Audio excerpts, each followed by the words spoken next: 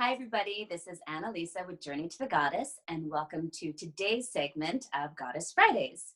I am here today with Dr. April Heaslip. Hello, Dr. April.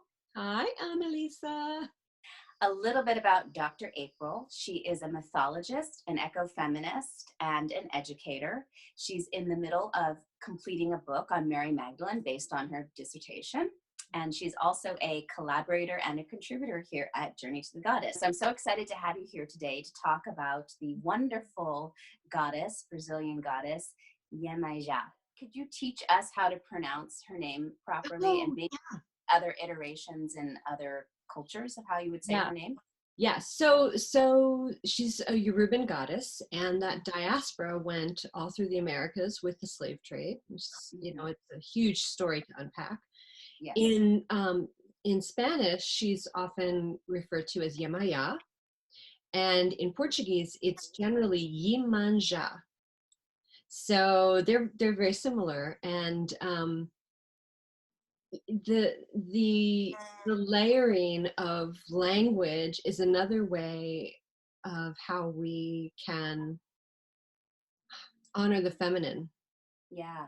So when it's a Latin language that has very strong inflections between the genders, there's more information and possibly more sexism, right? That's another whole story, but yeah, that's how to call her in Portuguese.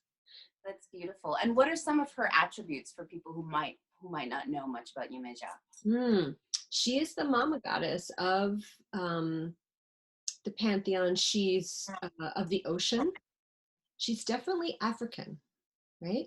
So she gets portrayed as white in many of the mid-century iconography, which is interesting and pretty problematic. Yet it also allows her entree into communities that she might not have been able to enter earlier. Iemanja was my very first goddess when I was a baby mythologist at 16 and went to Brazil as an exchange student. And I was thinking back to why she made such a big impact on me. And this was 1984, pre-internet, right? Mm-hmm. When you went away, you were away. Yeah. I had come out of this liminal space of living in southern Chester County, Pennsylvania, between the very affluent main line of Philadelphia and the Amish and Mennonite communities. And I had been seeking spirituality in anything I could find. I remember watching films about nuns and just being like, oh my gosh, a contemplative life, that looks so interesting. And I had been dating this young dairy farmer who was a Mennonite, and he brought me to his church before I went away for this year abroad. And I remember the pastor came up to me and he said, don't you let those Catholics tell you that Mother Mary is anything important, because she's not. Even then, I was like, red flags everywhere. Whenever another human is really invested in telling you what not to do, right? For me, that's a big, yes. Wow. So I showed up there on August 15th, which is one of Iemanja's feast days. And it's also the Ascension of Mary. And it also happened to be the little town, Araras, that I landed in. It's their city celebration. So it was a very special day. I had no idea. And I had a ticket to leave the following day. So in Brazil, the manicurist is like one of those sacred spaces where women's knowledge is shared. And when I first went there, one of the gals said, oh my gosh, you arrived on August 15th. You are a daughter of Iemanjá for sure. And I'm like, who, what? Well, who are you talking about? And it just kind of went from there. And I was curious about who she is. And she's so beautifully conflated with Mother Mary in Brazil that I ended up writing a paper on this that was published with the Association for the Study of Women in Myths first proceedings book, called Securely Attached, Brazilians and their Black Madonnas, because they really have this sense that, oh, mama's got your back. Mm.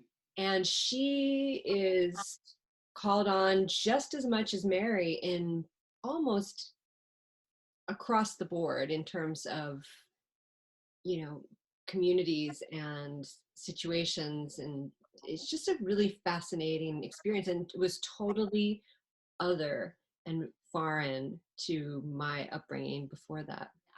I've seen photos and some videos of devotees of Iemanjá and at festivals releasing stuff into the water, boats, offering her different elixirs. Mhm. Um, people are usually dressed in white, and I think the color blue is she is White and blue, yes, yeah.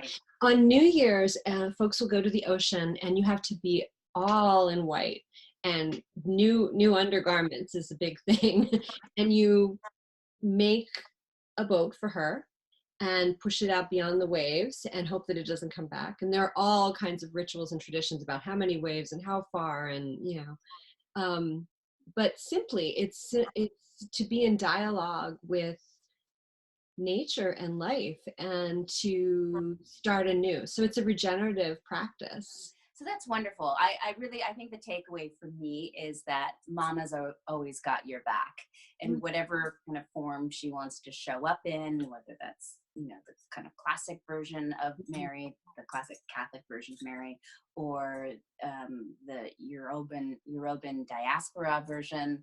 I really think it's about, for me now, these stories offer us an opportunity to understand life unfolding.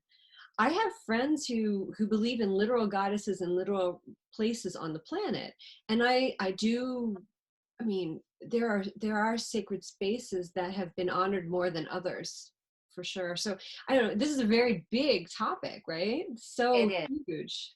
Yeah, so I thank you so much for giving us an entry point Mhm. into the world of Iemanjá. So thank you so much, everyone, for joining me and Dr. April Heaslip on this episode of Journey to the Goddess, where we spoke about Iemanjá.